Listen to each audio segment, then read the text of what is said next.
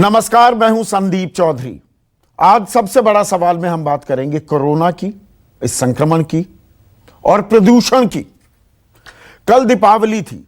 आपने, मैंने, हम सब ने दीपावली मनाई, घर को सजाया, दीप जलाए, पूजा की। और बहुत से लोगों ने, यहां मैं उनकी दाद देना चाहूंगा, बहुत से लोगों ने संयम भी बरता, पटाखे नहीं फोड़े, क्योंकि उन्हें मालूम है पटाखे फोड़ने से प्रदूषण फैलता है। प्रदूषण फैलने से आपको, मुझको, हम सबकी सेहत को तो नुकसान होता ही है, ऊपर से ये कोरोना काल है तो कोरोना जमा प्रदूषण, ये खतरनाक कॉकटेल बन जाता है। लेकिन दिवाली के दिन, दीपावली के दिन भी हम में से, आप में से बहुत से लोगों ने मानसिक दिवालियेपन का भी इजहार किया। नहीं माने, बाज नहीं आए, किसी और की कोई परवाह नहीं की, अपनी तो परवाह थी ही नहीं, दूसरों की भी कोई परवाह नहीं, कोई जिम्मेदारी नहीं। कोई सामूहिक जिम्मेदारी नाम की भी चीज होती है। हम एक समाज में रह रहे हैं। पटाखे फोड़े, जमकर पटाखे फोड़े, और उसके चलते प्रदूषण का स्तर भी खतरनाक लेवल तक पहुंच गया। आपको मैं बता दूं, जो ये प्रदूषण का स्तर होता है ना, ये 6 कैटेगरीज होती हैं। थोड़ा इसको समझिए, जानिए, जानना जरूरी है। 0 से 50 जो एयर क्वालिटी इंडेक्स होता है, इसको कहते हैं अच्छा, साफ हवा, खुलकर जी सकते हो आप। 51 से 100 होता है संतोषजनक, सेटिस्फैक्ट्री, यह काम चल जाएगा। 101 से 200 तक होता है थोड़ा प्रदूषण, प्रदूषण तो है फिर भी जानलेवा नहीं है। 201 से 300 होता है खराब, 301 से 400 होता है बहुत खराब, और 401 से 500 होता है खतरनाक। खतरनाक। और दिल्ली की बात बताऊं आपको मैं, देश का दिल है, देश का दिल, राजधानी दिल्ली। ये तस्वीरें देखिए, प्रदूषण का आलम देखिए। और दिल्ली की कुछ जगहों, और एनसीआर बल्कि मैं कहूं, कुछ जगहों का आंकड़ा भी आपको बताने वाला हूं। आप Punjabi Bagh, Azadpur, RK Puram, India Gate, Greater Kailash, Civil Lines, हर जगह धुआं ही धुआं। आईटीओ में प्रदूषण का स्तर जानिए, 461, 461 खतरनाक। आईटी 398 बहुत खराब से महज 2 अंक उसके बीच में है। 401 हो जाता तो खतरनाक हो जाता। आनंद विहार 478, नोएडा जहां पर मैं बैठा हूं 466, ग्रेटर नोएडा 439, गुरुग्राम 424, फरीदाबाद 438, गाजियाबाद 483, एक इकलौती जगह वसुंधरा 298 जहां पर खराब था। बाकी हर जगह खतरनाक प्रदूषण स्तर, खतरनाक। ये दिवाली हमने मनाई है। बहुतों ने जिम्मेदारी का परिचय दिया, लेकिन जो सिर फिरे घूमते हैं कुछ, उनकी देन है ये।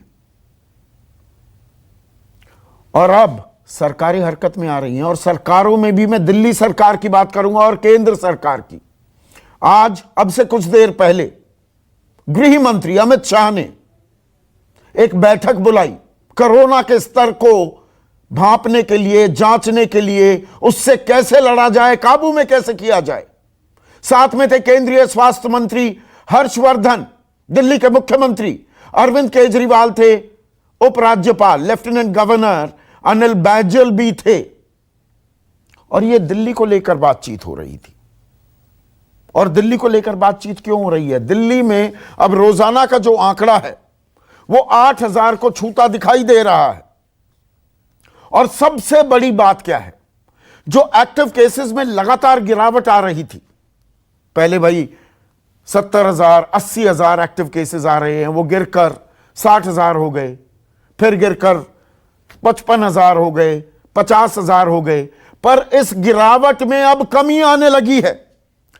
10 नवंबर को जहां गिरावट 19,447 457 की थी, वो 11 नवंबर को घटकर 4,988 पर आ गया। और 14 नवंबर, कल की बात बता रहा हूं, ये गिरावट गिरकर महज 1,027 पर आ गई। तो यानी कि एक्टिव केसेस फिर से बढ़ने लगे हैं, फिर से मुंह बाहर रहा है कोरोना। और केंद्र सरकार, दिल्ली सरकार ने प्रण लिया है साझा लड़ाई लड़ेंगे। आईसीयू में बेड्स की कमी हो गई है। दर्शकों, इस बात को समझिए, कोरोना पेशेंट्स के लिए अभी बेड्स हैं, पर आईसीयू, बाकी लोगों को भी तो बीमारियां होती है। हमारी व्यवस्था पर, हमारे अस्पतालों पर दबाव बनता है। आईसीयू में दबाव बन रहा है। और अब फैसला किया गया है कि डीआरडीओ की जो फैसिलिटी है, वहां पर 500 बेड्स 200 दिन में आईसीयू के लिए मुहैया कराए जाएंगे। 250 बेड और जोड़े जाएंगे, तो यानी 750 बेड्स। इसके अलावा दिल्ली में 60,000 टेस्टिंग हो रही है रोज, उसे बढ़ाकर 1 से 1.25 लाख और फिर 1.5 लाख तक भी ले जाने की बात की जा रही है। पर यहां पर एक बहुत अहम बात है, केंद्र सरकार, दिल्ली सरकार मिलकर साझा लड़ाई तो लड़ रहे हैं, लेकिन क्या कोरोना सिर्फ दिल्ली स्पेसिफिक हो गया? दिल्ली में ही केसेस बढ़ रहे हैं, बाकी देश से कोरोना भाग गया है क्या? या वहां टेस्टिंग ही नहीं हो रही है, हम लापरवाह हो गए हैं, यह हमारी प्राथमिकता, प्रायोरिटी नहीं रह गई है? यह भी एक अहम सवाल है। सिर्फ दिल्ली में केस बढ़ रहे हैं, बाकी जगह क्यों नहीं? एनसीआर में क्यों नहीं? गाजियाबाद में, नोएडा में जहां मैं बैठा हूं, फरीदाबाद में, गुरुग्राम में और देश के बाकी हिस्सों से क्या कोरोना भाग गया है? या वहां टेस्टिंग ही रोक दी है हमने? अब हमें फिक्र ही नहीं है। अब यह है कि भैया आत्मनिर्भर हो, अपने घर में रहो, अपनी जान के आप खुद जिम्मेदार हैं। वो रोडवेज बसेस में लिखा होता था ना, यात्री अपने जान और अपने सामान के लिए खुद जिम्मेदार है। तो क्या देश के बाकी हिस्सों में आप अपनी जान के लिए खुद जिम्मेदार हो गए? इन तमाम बातों पर मैं चर्चा करने वाला हूं और देश के टॉप डॉक्टर्स का एक पैनल मेरे साथ होगा, एनवायरमेंटलिस्ट भी होंगे। लेकिन पहले सुनिए अरविंद केजरीवाल ने इस बैठक से बाहर निकलकर क्या कहा। बहुत तेज़ी से एग्जॉस्ट होते जा रहे हैं। तो केंद्र सरकार ने आज एश्योरेंस दिया है कि वो जो डीआरडीओ का सेंटर है, वहाँ पे अगले 2 दिन में 500 आईसीयू बेड्स उपलब्ध करा दिए जाएंगे और उसके अगले कुछ दिन में 250 और, तो लगभग 750 आईसीयू बेड्स वहाँ पे अवेलेबल हो जाएंगे। इसके साथ साथ दिल्ली सरकार भी और आईसीयू बेड्स बढ़ाए, उसके लिए बाईपैक मशीनें जो हमें ज़रूरत है वो केंद्र सरकार उसको मदद करेगी वो देने में। तो उससे हम दिल्ली सरकार के भी फैसिलिटीज़ के अंदर नए आईसीयू बेड्स बढ़ा सकते हैं। दूसरा बड़ा निर्णय था कि जो अभी टेस्ट्स किए जा रहे हैं, अभी लगभग 60,000 टेस्ट हम लोग डेली कर रहे हैं, इसको बढ़ा के 1 लाख 1.25 लाख तक हमें इन टेस्ट्स को डेली बढ़ा के ले जाना है। ऐसे में आज का सबसे बड़ा सवाल, क्या कोरोना से हालात, कोरोना को लेकर हालात फिर बिगड़ रहे हैं? और कोरोना प्लस प्रदूषण इज इक्वल टू खतरनाक कॉकटेल।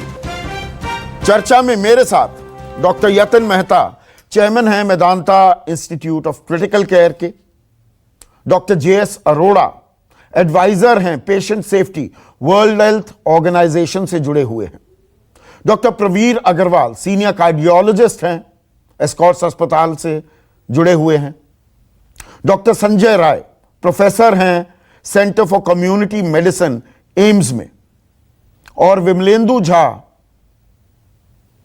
पर्यावरणविद हैं, एनवायरमेंटलिस्ट हैं। अब मैं डॉक्टर प्रवीर अग्रवाल आप ही से शुरू करूंगा। देखिए, दिल्ली में केसेस बढ़ रहे हैं, गृह मंत्रालय और दिल्ली सरकार साझा लड़ाई के लिए तैयार भी हो गए हैं, वो डिटेलिंग मैंने बता दी। पर मेरी ये समझ से परे है, दिल्ली में केस बढ़ रहे हैं, दिल्ली में हालात फिर से खराब होते दिख रहे हैं, हम आंकड़े भी बता रहे हैं। बाकी देश में एक सन्नाटा है, एक चुप्पी है। बाकी देश से कोरोना भाग गया क्या? सिर्फ दिल्ली को पकड़ लिया है क्या? मतलब ये मेरी समझ से परे है। संदीप जी, बिल्कुल ठीक कहा आपने। ऐसा बिल्कुल नहीं है कि बाकी देश से कोरोना भाग गया, शायद टेस्टिंग कम हो रही है। पॉपुलेशन के हिसाब से टेस्टिंग वैसे ही हम लोग बहुत कम कर रहे हैं, और बाकी आई थिंक स्टेट्स में टेस्टिंग और भी कम हो रही है, इसलिए शायद हम लोग कोरोना को पकड़ नहीं पा रहे हैं। पिछले कुछ दिन के एग्जांपल्स बताता हूं आपको मैं। ऐसे ऐसे पेशेंट्स पॉजिटिव आ रहे हैं जिनका कि कोई एक्सपोजर ही नहीं है, वो घर से बाहर ही नहीं निकले हैं। कल से आज तक मैं कम से कम 15 लोगों को बेड के लिए मना कर चुका हूं after enquiring from different hospitals and from my own hospital also. I can't provide a bed to them and they are really after my life के साथ डॉक्टर साहब बेड दिलाइए कहीं से। हमारे पास जितने भी बेड्स हैं सब ऑक्यूपाइड हैं। इवन जो हमारे पास इन हाउस पॉजिटिव हो रहे हैं जो आते हैं सस्पेक्टेड जोन में, उनको भी अकोमोडेट नहीं कर पा रहे हैं हम लोग। और ये पिछले एक हफ्ते से हालात बहुत बिगड़े हुए हैं। सो बाकी स्टेट्स में आई थिंक टेस्टिंग शायद कम हो रही है इसीलिए, या वो ज्यादा लकी हैं। I can't be very sure about it. नहीं, मैं शायद को अभी दरकिनार कर रहा हूं डॉक्टर संजय राय। शायद का सवाल ही नहीं। दिल्ली में केसेस बढ़ रहे हैं तो और जगह भी केसेस बढ़ रहे हैं, लेकिन वहां पर टेस्टिंग नहीं हो रही है। नहीं, मैं गलत कह रहा हूं क्या डॉक्टर संजय राय? नहीं, ऐसा नहीं है। देखिए, हिमाचल प्रदेश में केसेस बढ़ रहे हैं, केरला की आप बात करें तो वहां भी केसेस बढ़ रहे हैं। बाकी जगह अगर आप साउथ के ज्यादातर स्टेट की बात करें, आंध्र प्रदेश की बात करें, तमिलनाडु की बात करें, तेलंगाना की, वहां घट रहे हैं। यूपी बिहार की भी बात करें, ओवरऑल घट रहे हैं और टेस्ट कम नहीं है। 1 लाख के ऊपर रोज टेस्ट यहाँ पे हो रहे हैं। यूपी में भी, बिहार में भी पर मिलियन पॉपुलेशन आप देख लें तो टेस्ट की कमी नहीं है। नहीं, देखिए तो डॉक्टर राय, एक सेकंड के लिए डॉक्टर राय मैं आपको रोक रहा हूं। ये जो कागज पर जो आंकड़े दिखाए जाते हैं ना, आंकड़े दिखाते कम हैं, छिपाते ज्यादा हैं। ये आप भी जानते हैं और मैं भी जानता हूं। और जहां पर मैं अपनी सोसाइटी का ही उदाहरण दे दूं, पहले जहां पर एक बंदा एक फैमिली में कोरोना पॉजिटिव कोई मरीज पाया जाता था तो पूरा क्वारंटीन, पूरा तामझाम, पूरी सोसाइटी रेड जोन में आ जाती थी। आज हर दूसरे दिन पता लगता है भाई फलाने को भी हो गया, दिखड़े को भी हो गया। ना कोई क्वारंटीन हो रही है, ना कोई मैं जिला अधिकारी को, स्वास्थ्य अधिकारी को देख रहा हूं। ये मैं अपनी आंखों देखी बता रहा हूं आपको। नहीं, मैं आपसे पूरी तरह सहमत हूं संदीप जी। देखिए, इस टाइप की डिजीज के वेरियस फेजेस होते हैं। बिगिनिंग में आप उसको रोक सकते हैं कंटेनमेंट जोन बना के, काफी क्वारंटीन और जो भी आप करें, सारे पेशेंट को आइसोलेट कर दें। हमने हिंदुस्तान में इंस्टीट्यूशनल आइसोलेशन से स्टार्ट किया, ग्रेजुअली जो है हम उसको फिर होम आइसोलेशन पे शिफ्ट किए, क्योंकि हॉस्पिटल में सबकी रखने की भी जरूरत नहीं है। मेजॉरिटी में ये डिजीज माइल्ड है, कुछ लोगों में यह सीवियर हो जाता है और कुछ लोगों में खतरनाक हो जाता है, डेथ हो जाती है। लेकिन बाय एंड लार्ज मेजॉरिटी में डिजीज जो है माइल्ड है। जहां तक टेस्टिंग की बात है तो टेस्टिंग आप डेटा से ही हम कह सकते हैं कि इतनी टेस्ट हो रही है। दूसरा हमारे पास कोई और उपाय नहीं है। दिल्ली में पर डे हम करीब 60,000 के आसपास कर रहे हैं। यूपी बिहार में अगर आप देखिए तो 1.25 लाख के आसपास कर रहे हैं पर डे। बिहार में तो पॉजिटिविटी रेट जो है 0.5% से भी नीचे है। अब लास्ट 1 मंथ में देख लीजिए तो 1% से नीचे है, जबकि बिहार में यहीं पर तो मुझे देखिए, मुझे थोड़ा अचंबा आता है डॉक्टर राय। अब आपने बिहार का उदाहरण दे दिया। बिहार में मैं दर्जन भर नेताओं का नाम यहां पर ले सकता हूं, दर्जन भर, उससे ज्यादा थे। वो वहां पर प्रचार करने गए, कोरोना पॉजिटिव हो गए, पर जनसंख्या में 0.5 या 1% का संक्रमण। मतलब ये कॉमन सेंस से परे दिखता है मुझे। नेता जाएं, संक्रमित हो जाते हैं, सबको क्वारंटीन होना पड़ा। आप ही के एम्स में कितने भर्ती हुए आप भी जानते हैं ना, मैं सबका नाम नहीं लेना चाहता हूं यहां पर।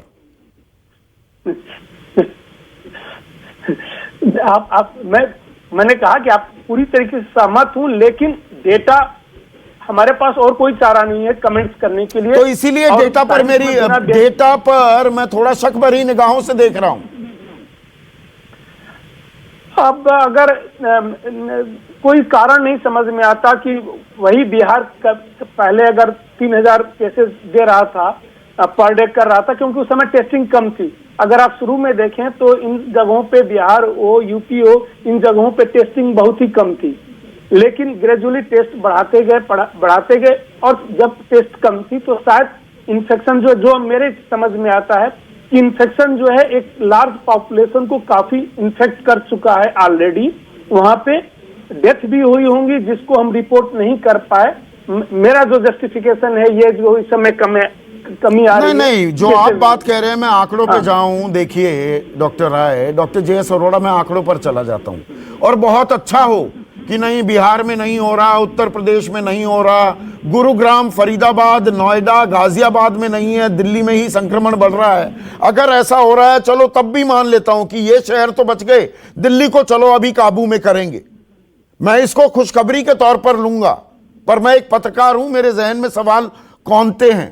और दिल्ली में अगर आईसीयू बेड्स, जो बात डॉक्टर प्रवीर भी कह रहे थे, डॉक्टर जे.एस. अरोड़ा, दिल्ली में आईसीयू बेड्स पर दबाव बन गया है। अब डीआरडीओ में 500, फिर 250 और 750 बेड्स और मुहैया कराने की बात हो रही है, तो देयर इज अ प्रॉब्लम ना। हमें घबराने की जरूरत है ना। संडे इवनिंग है, लेकिन लोगों को आगाह करना जरूरी हो जाता है ना फिर से। मैं आपकी बात से सहमत हूँ कि जो कोरोना को तो बॉर्डर नहीं पता ना कि दिल्ली कौन सा है और गाजियाबाद कौन सा है, नोएडा कौन सा है, गुड़गांव कौन सा है। तो ये तो बिल्कुल वाकई हजम होने वाली बात नहीं है कि दिल्ली में केस बढ़ रहे हैं और इसके एनसीआर जो आसपास क्षेत्र हैं, जैसे गुड़गांव है, नोएडा है, आपका गाजियाबाद है, तो यहाँ पर केस नहीं बढ़ रहे। तो ये जरूरी बात है कि वहाँ टेस्टिंग कम हो रही होगी और इसलिए वो रिपोर्टिंग कम हो रही होगी। चलो हम दूर दराज के क्षेत्र में, गांव में सोच सकते हैं खुली हवा है, शायद कम केस हो गए, लेकिन जो आसपास के क्षेत्र है अगर उनमें कम दिखाई दे रहे हैं तो ये पक्की बात है कि इसको कम टेस्टिंग की वजह से है। मेरा ख्याल इसका मुख्य कारण यही है कि हमारा जो एटमोसफियर है, जो विंटर आ रहा है, विंटर में जो है हवा इतनी भारी हो जाती है कि इसमें जो वायरस के क्लाउड पैर बन जाते हैं और हवा की जो मोबिलिटी बहुत कम हो जाती है। उसके अलावा जो फेस्टिवल के अंदर लोगों ने इतनी भीड़ जमा कर दी मार्केट के अंदर और मास्क तो पहना ही नहीं और सोशल डिस्टेंस नहीं रखा, तो उससे तो केस बढ़ना ही है। और ये अभी तो आप पिछले हफ्ते की बात कर रहे हो, अगले हफ्ते में जैसे इसका इफेक्ट दिखाई देगा जो त्योहार का और विंटर का, तो उससे तो केस और बढ़ने वाले हैं। और इवन WHO के हिसाब से कि अगर 1 माइक्रोग्राम भी आपका PM 2.5 बढ़ता है तो 8% जो है उससे जो है फैटलिटी बढ़ जाती है। तो ये तो केस आगे बढ़ने ही बढ़ने हैं। तो यहाँ पर तो आईटीओ हो, आनंद विहार हो, नोएडा हो, ग्रेटर नोएडा, गुरुग्राम, फरीदाबाद, गाजियाबाद, सब खतरनाक स्तर, सबने 400 रन पार कर दिए हैं। यहाँ पर जो सबसे खतरनाक स्तर का आंकड़ा है उसमें बैठे हैं हम। जी जी, तो इसीलिए मैं कह रहा हूँ कि ये अब लोगों को तो इससे एयर पोल्यूशन प्लस विंटर, और विंटर में इम्यूनिटी और कम हो जाती है, तो ये सारे चीजें मिलकर एक बहुत बड़ा भयानक दृश्य आने वाला है। और हमें आगे जो 15 दिन महीना होगा वो बहुत खराब होने वाला है, ये लोगों को समझना चाहिए। और दूसरी चीज मैं एक और बताना चाहूंगा कि सबसे बड़ी प्रॉब्लम भी आती है, लोगों जो सिम्टम आते हैं पहले 2-3 दिन 4 दिन तक तो वो डॉक्टर के पास जाते ही नहीं है, वो घर में क्रोसिन शोसिन काढ़ा लेते रहते हैं और ट्रीटमेंट के लिए नहीं जाते। वो तीसरे चौथे 5वें दिन जाके टेस्ट कराते हैं और तब तक कोई कॉम्प्लिकेशन ब्रेथलेस से स्टार्ट हो जाती है और फिर वो हॉस्पिटल का बेड ढूंढते हैं, फिर बेड नहीं मिलता और तब इसलिए फैटलिटी ज्यादा हो रही है। सबसे बड़ी प्रॉब्लम ये है ना, एक मिनट डॉक्टर जे.एस. अरोड़ा, आपने बहुत अहम बात कही। डॉक्टर प्रवीर, यही तो समस्या है कि अब ऐसा लग रहा है कि भाई अरे ये कोरोना, ये तो छोटे मोटे सिम्टम देता है, माइल्ड सिम्टम होते हैं, घर में ही नीम हकीम बन जाइए, काढ़ा पी लीजिए, कुछ ब्रीदिंग एक्सरसाइज कर लीजिए। ये भी तो समझने की जरूरत है ना। हम लाइटली लेने लगे हैं ना कोरोना को। अभी ये गया नहीं है, हमारा पीछा नहीं छोड़ा है इसने, पर हम ये मानकर बैठे हैं हो गया, बहुत दिन हो गए, 8 महीने हो गए, घर में भी बंद रहे, लोगों से भी नहीं मिले, now we are back with a vengeance. Sandeep ji, आपने बिल्कुल ठीक कहा। आप पिछले 15 दिन 1 महीने में देखें, लगता है जैसे कोरोना वाकई चला गया। कोई जो जितने हम लोग प्रिकॉशंस 1 महीना पहले ले रहे थे वो अब नहीं ले रहे हैं। ये हमें एक्सेप्ट करना पड़ेगा, चाहे हम माने या ना माने। मास्क भी पहन रहे हैं लोग, पहनने के तरीके भी ठीक नहीं है। मेजोरिटी ऑफ देम को मास्क देखिए अब गले में लटका के चल देते हैं कि भाई किसको दिखा रहे हो, मास्क गले में लटका हो अगर आपके, तो इसका क्या मतलब है? या तो लगाइए या मत लगाइए आप, राइट। उसी मास्क को टच करके ऊपर लगा लेंगे, उसी हाथ से फिर खाना खा लेंगे। डिस्टेंसिंग का तो सवाल ही नहीं है। आप मार्केट में जाइए, आपको आप बिना रगड़ खाए दूसरे बंदे से निकल ही नहीं सकते। और ये चीजें पिछले 1 महीने से नोटिस की जा रही थी और ये लग रहा था कि अब केसेस का नंबर बढ़ने वाला। And the same thing has happened now. अभी तो बहुत ही हालत खराब है अगर आप देखें कहीं भी। और बाकी आपने ये भी ठीक कहा कि पहले जो जितना विजिलेंस थी कि जिसमें कि इंस्पेक्टर भी आते थे, सारे लोग क्वारंटाइन हो जाते, तब ऐसा कुछ भी नहीं है। अब तो लोगों को पता ही नहीं चलता कि कौन बंदा इन्फेक्टेड है, कौन बंदा इन्फेक्टेड नहीं है। तो अपना प्रिकॉशन खुद ही लेना पड़ेगा और बहुत ही संभाल के चलना पड़ेगा। एक एक फैमिली पॉजिटिव हो रही है, सारे मेंबर्स पॉजिटिव हो रहे हैं, सारे मेंबर। ऐसा नहीं कि एक हुआ तो बाकी लोग बच गए। ये तो होगा ही, संक्रमण फैलता है ना। अब ऐसे में प्रदूषण की, क्योंकि आप एक सीनियर कार्डियोलॉजिस्ट हैं डॉक्टर प्रवीर, ये जो प्रदूषण के स्तर हैं, देखिए दिवाली के दिन अपना मानसिक दिवालियापन दिखाया है बहुत लोगों ने।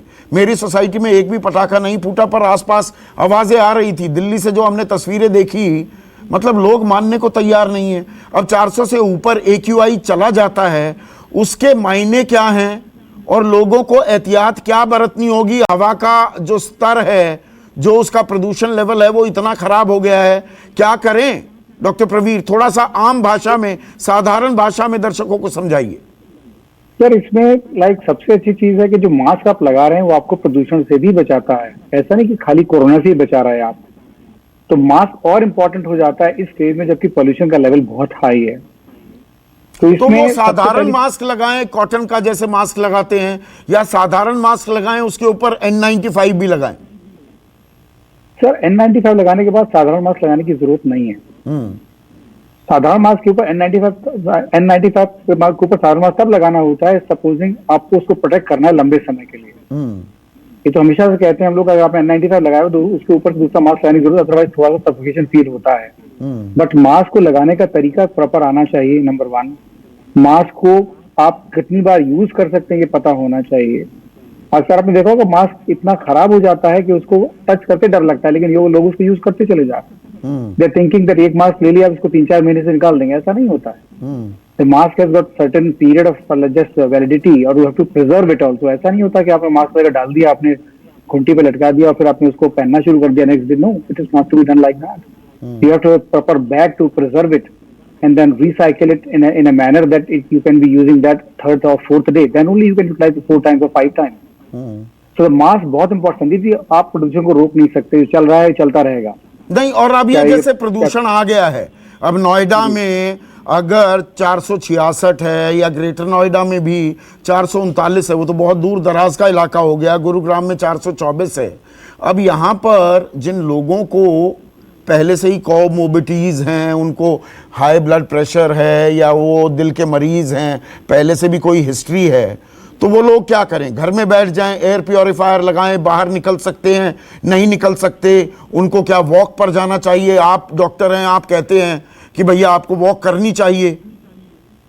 अभी तो इस वक्त तो डेंजरस लेवल है, वॉक तो बिल्कुल नहीं जाना चाहिए। अगर जाते भी हैं, मास्क लगा जाने में कोई दिक्कत नहीं, बट फिर भी कितना प्रोटेक्ट करेंगे अपने आप को। तो अभी तो फिलहाल तो ये कहा, जब तक डेंजरस लेवल पे चल रहा है तो वॉक को अवॉइड ही किया जाए, घर में ही होम बाउंड एक्टिविटी किया जाए, जिसमें कि आप कुछ भी कर सकते, सारी एक्सरसाइज हो सकती है। बट आई थिंक बाहर जाना खतरनाक है इस वक्त। तो जो हालत है कोरोना की, ऊपर से this pollution is bad one right now. आप देखिए, बाहर निकल के सुबह सुबह धुआं लगता है, आपकी आंखों में जलन होने लगती है अगर आप बाहर निकलते हैं। तो चीजें ठीक नहीं है और आप ज्यादा कुछ कर भी नहीं सकते। सिर्फ यही कर सकते हैं कि अपने आप को आप होम बाउंड कर लें। पहले लोग होम बाउंड हैं because of corona, now this pollution is adding on to that. तो दोनों चीज मिला के क्या असर आएगा ये तो कुछ समय बाद ही पता लगेगा। पर अभी घर में ही रहें। अब विमलेंदु, आप थोड़ा समझाइए। ये देखिए AQI लेवल्स, क्या कैसी हवा हमने बना दी। कल हमने पटाखे फोड़े, बावजूद इसके बैन भी था, NGT ने भी कहा, लोगों ने अपील की, मीडिया में हम लोगों ने गुजारिश की, लेकिन लोग नहीं माने। और अब ये शायद इंद्रदेव की थोड़ी कृपा है कि भैया आप नहीं मान रहे, मैं थोड़ी बौछार कर देता हूं, इससे कुछ काबू आएगा ये प्रदूषण, या ये प्रदूषण अभी कुछ दिन रहने वाला है? एज एन एक्सपर्ट आप किस तरह से देख रहे हैं इस प्रदूषण के स्तर को? ये कितने दिन चलेगा? अभी कुछ दिन रहने वाला है, कुछ साल रहने वाला है, बहुत साल तक रहने वाला है, जब तक कि लोग, जो कि जैसा कि आपने कहा कि अपने मानसिक दिवालियेपन को दूर ना करें, और सरकारें जो है असल में काम करना जब तक ना शुरू करेंगी तब तक स्थिति यही रहेगी। हम भले ही आज जो है, आज के स्वच्छ हवा का श्रेय बहुत सारे राजनीतिक लोग भी लेना चाहेंगे कि हवा उनके कारण साफ हुई, उन्होंने काम किया। नहीं, जैसा आपने कहा कि बारिश के कारण जो है हवा साफ है, लेकिन इमेजिन हम और आप किस हवा को साफ कह रहे हैं? 500 है AQI अभी। बहुत सारे शहर जो है, जो कि सीवियर लेवल जिसको हम कहते हैं, 500 AQI है और फिर भी हम और आप एक राहत की सांस लेके कह रहे हैं कि शायद हवा जो है आज अच्छी है। ये तो हमारा इस लेवल पे हम लोग पहुंच चुके हैं। थोड़ा सा आम दर्शक को समझाइए, ये डराना जरूरी है विमलेंदु। ये 400 से 500 का स्तर, मतलब अगर मैं एक एनालॉजी ड्रॉ करूं, एक आदमी कितनी सिगरेट पिए तो वो इस लेवल की हवा ले रहा है अपनी छाती में? बहुत ही खतरनाक है। 40-50 सिगरेट, और सिर्फ सिगरेट से 40-50 सिगरेट पीने वाले को ऐसी हवा मिलती है जैसी हवा में हम जी रहे हैं। और कल जिस तरह से लोगों ने पटाखे फोड़े और जिस तरह से लोगों ने इस पूरे से पूरे चीज को अपनी भावनाओं, अपने इमोशंस, अपनी भक्ति, अपनी ना, हर चीज में आस्था आ जाती है आजकल जी, हर चीज में आस्था आ जाती है। मेरी आस्था है, मैं तो करूंगा। एक दुर्भाग्यपूर्ण स्थिति है कि देखिए कल की जो स्थिति थी, आपने देखा कि AQI लेवल दिवाली के दिन हर साल जो है 23 गुना लेवल खराब हो जाता है। हम देखते हैं कि आप अगर पिछले 5 साल की दिवाली के रिपोर्ट्स देखें तो आईसीयू में बेड्स नहीं होते हैं। और आज जब हम कोविड कह रहे हैं कि पिछले एक हफ्ते में 500 लोग कोविड के कारण दिल्ली शहर में मर चुके हैं, हम कह रहे हैं कि 80% कोविड बेड्स जो है, आईसीयू बेड्स जो है वो कोविड के लिए पिछले 24 घंटे में 96 लोगों की मौत हुई है। एब्सोल्युटली। तो जिस तरह का AQI लेवल है, मेरा तो कहना, मैं ये कहता हूं, भले कितने लोग ट्रोल करें और मुझे एंटी हिंदू और कुछ भी बुलाएं, किसी भी एक सभ्य समाज में बैन की आवश्यकता होनी ही नहीं चाहिए। जब आपका AQI लेवल 400, 500, 700, 800 हो तो आपको सरकारें नहीं बताएंगे कि आप अपने बच्चे को किस तरह का सांस दें। जिस बच्चे को आपने पटाखा पकड़ाया एज एन एडल्ट कि ये लो दिवाली त्योहार है, पर्व है, आपने उसे जीवन नहीं दिया, आपने उसको मृत्यु दिया, आपने उसको अस्थमा दिया। अगर हर तीसरा बच्चा दिल्ली NCR में अस्थमा से पीड़ित है तो आपके कारण है, हम और हमारे सरकारों के कारण है। और हमें सरकारों से कल जो देखिए जिस तरह का नाच चल रहा था पूरे हमारे तंत्र में, कि जैसे कि कोविड है ही नहीं, जैसे कि एयर पोल्यूशन है ही नहीं, जिस तरह से प्रचार तंत्र, हम आज के गवर्नेंस को प्रचार तंत्र मानते हैं, ना कि असल में काम हो रहा है। एयर पोल्यूशन की समस्या पिछले 6 वर्षों से जो स्टबल बर्निंग का केस है, आज भी सुबह में 32% श्रेय जाता है स्टबल बर्निंग को। उसके ऊपर क्यों काम नहीं हुआ? हमारे दिल्ली शहर में 5000 बसों की कमी क्यों है? अभी भी कंस्ट्रक्शन एक्टिविटीज बैन क्यों नहीं हुआ है? तो कमीशन पे कमीशन आप बनाएं और ठोस कदम अगर ना उठाएं। नहीं, आपने पराली का भी सही जिक्र किया है विमलेंदु। पराली में जितने पैसे लगाए जा रहे हैं उतनी की सब्सिडी दे दो किसानों को, वहां पर सामान उठाने के लिए आप सीधा कैश ट्रांसफर कर दोगे, किसान वो चीज कर देगा। किसान के पास पैसा नहीं होता, ना उसके पास संसाधन है, इसलिए उसे मजबूरन करना भी पड़ता है। और सिर्फ पराली तक महदूद नहीं है डॉक्टर संजय राय, ये सिर्फ पराली की बात नहीं है। एक मिनट विमलेंदु। डॉक्टर संजय राय, ये सिर्फ पराली की या प्रदूषण की बात नहीं है। एज अ डॉक्टर आप लोग पहले से ही रेड फ्लैग कर रहे थे कि भैया सर्दियां आएंगी तो खांसी, जुकाम, बुखार, इन चीज़ों, इन बीमारियों में इजाफा होता है और कोरोना भी बढ़ेगा। तो यहाँ पर जो ये शुरुआत हुई है ये तो कोई शुभ संकेत नहीं दे रही है। प्रदूषण स्तर तो हमने काबू में नहीं रखा है और अब मौसम और ठंडा होगा तो और दिक्कत का सबब है ना। बिल्कुल है। और जहां तक पॉल्यूशन के लिए हमें एक लंबे समय के लिए एक पॉलिसी बनानी पड़ेगी गवर्नमेंट और इसको सभी लोगों को मिलके। ये 2 दिन की पटाखे ना जलाओ, 4 दिन पराली ना जलाओ, तो क्या साल भर नहीं रहते? पूरे विंटर में हर साल हम ऐसे ही फेस करते हैं। दिल्ली के लोग जो है हर साल हम कहते हैं नहीं, पोल्यूशन की तो हमने बात कर ली। मैं ये कह रहा हूं अभी तो सर्दियों की शुरुआत मात्र हुई है डॉक्टर संजय राय, तो और बड़ी दिक्कत का सबब देखिए, हम अगर यूरोप की बात करें, यूएस में भी सेकंड वेव, रणदीप गुलेरिया आपके सहयोगी हैं, वो कह रहे हैं मल्टीपल वेव्स भी हो सकती हैं अभी। तो सर्दियों के लिए हम क्या करें, क्या एहतियात बरतें? जहां तक आप यूरोप की बात करते, देखिए नया वायरस है, सर्दियों से ही शुरू हुआ था, दिसंबर पिछले साल शुरू हुआ। जो एविडेंस है कि ये हमारे पास एविडेंस नहीं है कि कितने बढ़ जाएंगे केसेस, लेकिन इसकी एविडेंस जरूर है कि सर्दियों में सीवियरिटी इंक्रीज कर जाती है। सो इन्फेक्शन होने के रिस्क कितने इंक्रीज करेंगे इसके बारे में नहीं कहा जा सकता। बट सर्दियों में जो कुछ पब्लिकेशंस जो चाइना से ही हुए हैं कि सिर्फ 2 डिग्री अगर टेम्परेचर नीचे जाता था तो उस समय जो है सीवियरिटी इंक्रीज हो जाती थी, डेथ उस समय इंक्रीज हो जाते थे। तो उस बेसिस पे कहा जा सकता है कि सीवियरिटी जो है इंक्रीज हो सकती है जितना ही कोल्ड होता जाएगा। और ये जो कोरोना के वायरस जो कॉमन कोल्ड और ये सब भी करते हैं, आप देखिए तो इस मौसम में ज्यादा होते हैं, तो ये भी लगता है कि हो सकता है इन्फेक्शन रेट भी साथ साथ बढ़ेगा बाकी कोरोना वायरस को अगर हम देखें तो, उससे कंपेयर करें तो ये लगता है। जहां तक आप यूरोप की बात कर रहे थे, तो ऑलमोस्ट सारे यूरोप में जो पहला वेव था, जो सेकेंड वेव है, 3 to 10 टाइम ज्यादा है। फ्रांस में देखिए तो 7 से 8 गुने ज्यादा है पहले से, यूके में देखिए तो 3 से 4 गुने ज्यादा है। स्वीडन को छोड़ दिया जाए तो बाकी सारे यूरोप के ऑलमोस्ट सारी कंट्रीज में जो है 3 गुने से लेकर 7 गुने ज्यादा है। आपने स्वीडन का जिक्र कर दिया डॉक्टर राय, मेरी सिस्टर वहीं पर हैं, स्वीडन बेस्ड हैं अभी, और वहां पर एक और दिक्कत भी बता रहे हैं कि डेनमार्क जो है वहां पर मिंक जो ये जानवर होता है म्यूटेट भी करने लगा है। ये अब जानवरों में भी कोरोना के लक्षण पाए जा रहे हैं। देखिए नहीं, स्वीडन तो एंटायरली डिफरेंट है। स्वीडन ने कभी लॉकडाउन नहीं किया, स्वीडन ने एक दिन के लिए भी इवन बार रेस्टोरेंट भी बंद नहीं किया। पर आप घरों में बैठे हैं सर, वहां पर सब अब नहीं, अब वर्क फ्रॉम होम हो रहा है वहां पर भी पूरा। देखिए वर्क फ्रॉम होम उस समय भी करते, एडवाइजरी उस समय भी उन्होंने जारी की थी। उन्होंने कि एल्डरली को सेपरेट करने के लिए, जो कोमॉर्बिड कंडीशन वाले हैं उनको सेपरेट रहने के लिए एडवाइजरी की थी, बट गवर्नमेंट लेवल पे कोई नहीं हुआ था। तो उनको हम कंपेयर नहीं कर रहे हैं, क्योंकि हम जो है बाकी यूएस या आप जो बाकी यूरोप के कंट्रीज हैं, ऑलमोस्ट पूरी दुनिया ने वही किया। साउथ यूरोप में तो बहुत बुरा हाल है। सॉरी से अगेन, मैंने कहा साउथ यूरोप में तो बहुत बुरा हाल है। साउथ यूरोप का बहुत ही बुरा हाल है। और इस समय आप अगर पहले वाले पीक की करें जो अप्रैल मई के समय था, तो उससे वही मैंने कहा 3 से 7 गुने ज्यादा हैं केसेस जो है पर डे के हिसाब से केसेस जो आ रहे हैं। हाँ, राहत की बात यह है कि डेथ वैसे नहीं हो रहे हैं उस समय जिस तरीके से डेथ। पर जो बात डॉक्टर प्रवीण ने कही और जो बात अरविंद केजरीवाल भी कह रहे हैं, जो बातचीत हुई आज गृह मंत्रालय से, बिस्तरों की, बेड्स की समस्या आने वाली है, ये दर्शकों को समझने की जरूरत है। फिर से मारामारी मचेगी बेड्स के लिए, अपना ख्याल रखना प्राथमिकता होनी चाहिए। Don't let your guard down. गलत तो नहीं कह रहा मैं डॉक्टर राय?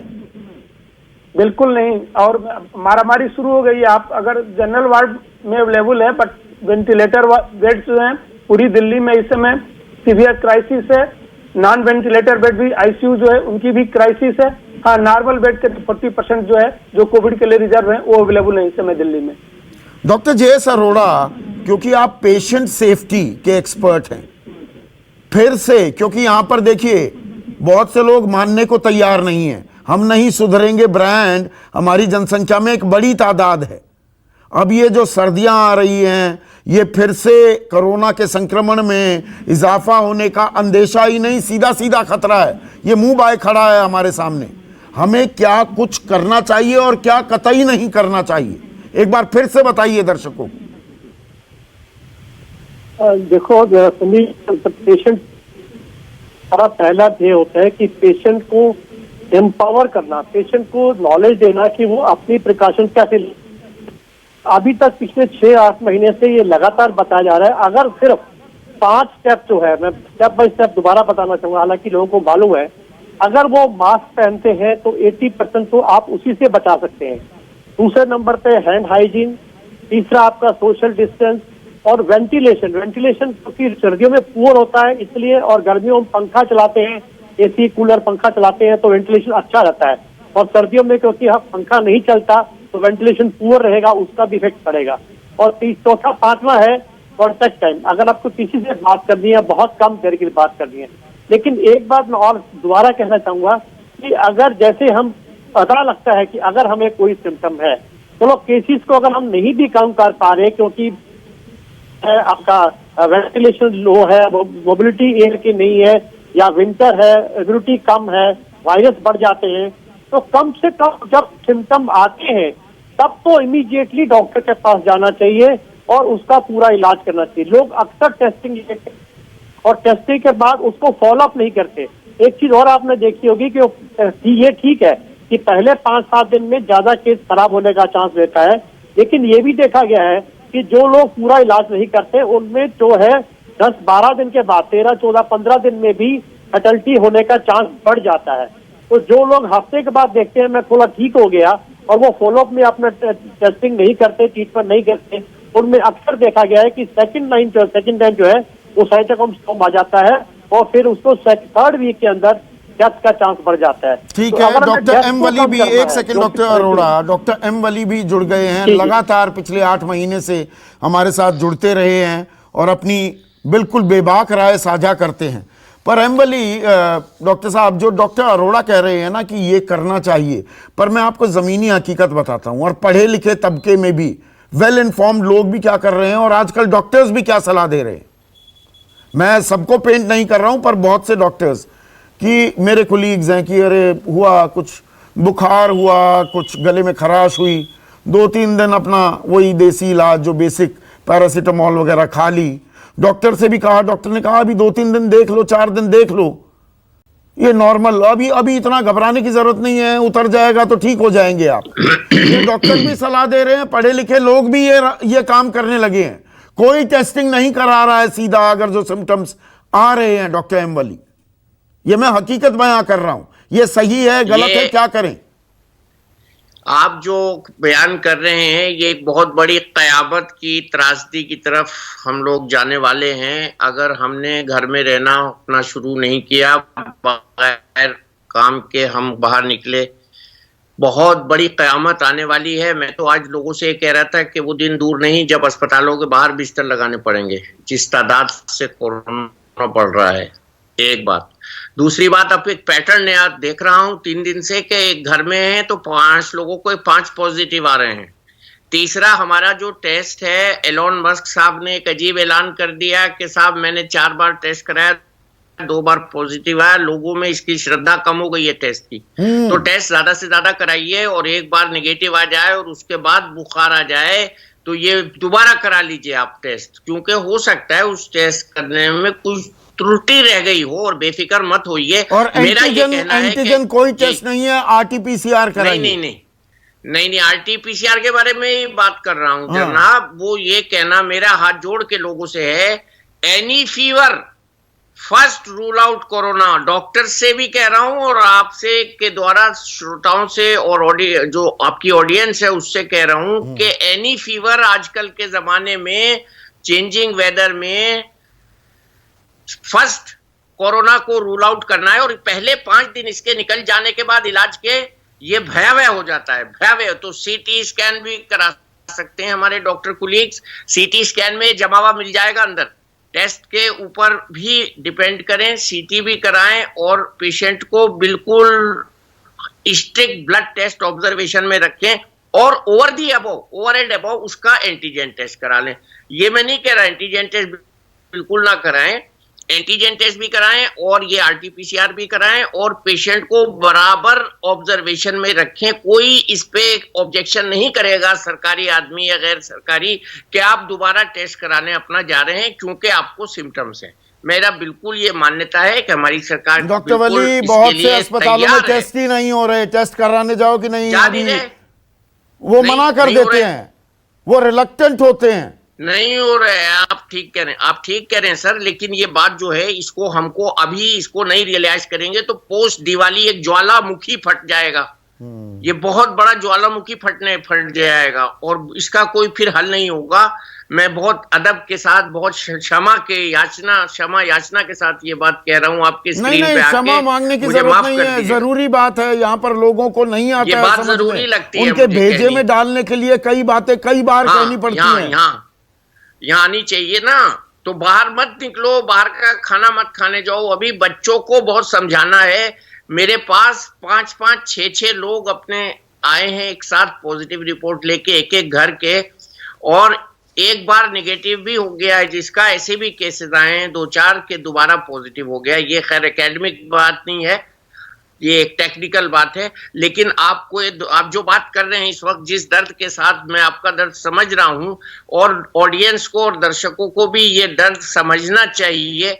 और इसमें जो एक एहतियात मैं बता रहा हूं कि बिल्कुल हिम्मत मत कीजिए घर से बाहर निकलने की जब तक कि नितांत आवश्यक ना हो। ये कहना मेरे लिए भी आसान है और आपके लिए सुनना भी आसान है, लेकिन प्रैक्टिकली इसको आपको तोलना पड़ेगा। नहीं, करना तो पड़ेगा ना डॉक्टर प्रवीण। जो आपने भी इशारा किया था, डॉक्टर वली भी ये बात कह रहे हैं, डॉक्टर राय ने भी कही, अब ये जो एक और ट्रेंड दिख रहा है, पहले क्या था कि घर में अगर 5 सदस्य हैं, एक पॉजिटिव हुआ, कोई जरूरी नहीं था कि भाई सारे पॉजिटिव होंगे। अब जो ये शेप लेता दिख रहा है, घर में एक आदमी गया तो सारे आदमी कोरोना पॉजिटिव होते दिख रहे हैं। अब ये नया ट्रेंड भी आ रहा है, क्या आपने भी कुछ ऐसा पाया है क्या?